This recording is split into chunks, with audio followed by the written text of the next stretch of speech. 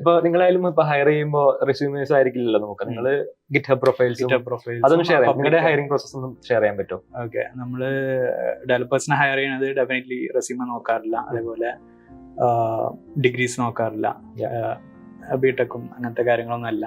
എന്താണ് ചെയ്യാൻ പറ്റുക, അവർക്ക് എന്താ ചെയ്യാൻ പറ്റുക, അത് ഒരു ഫിനിഷ്ഡ് പ്രൊഡക്റ്റ് ആയിട്ട് ചെയ്തിട്ടുണ്ടോ, അത് ഫെയിൽഡ് ആയിരിക്കാം, അത് ഒരു വർക്കിംഗ് അല്ലെങ്കിൽ ഒരു കസ്റ്റമേഴ്സ് ഒന്നും കിട്ടിയിട്ടുണ്ടാവില്ല, പക്ഷെ അത് എത്രത്തോളം നല്ല രീതിയിൽ അവരൊരു പ്രൊഡക്റ്റ് ആക്കി മാറ്റി, ആ കാര്യം തന്നെയാണ് ഡെഫിനറ്റ്ലി നോക്കാറ്. അതെ, അപ്പൊ ഞാനായാലും ഹയർ ചെയ്യുമ്പോൾ ലിങ്ക്ഡിനിലാണ് ത്രൂ ആണ് ഹയർ ചെയ്യാറ്. അപ്പോൾ ആൾക്കാർ ചെറിയ സൈഡ് പ്രൊജക്റ്റ് ആവാം, ചെറിയ കോമക്ഷൻ എന്തെങ്കിലുമൊക്കെ ആയിരിക്കാം, അവരൊരു സ്ക്രീൻ റെക്കോർഡ് ചെയ്തിട്ട് ചുമ്മാ പോസ്റ്റ് ചെയ്യുന്നുണ്ട്. അപ്പൊ അത് കാണുമ്പോൾ എനിക്ക് തന്നെ ഹാപ്പിയാണ്, അവരായിട്ട് കൂടുതൽ സംസാരിക്കാൻ നമുക്ക് തോന്നും.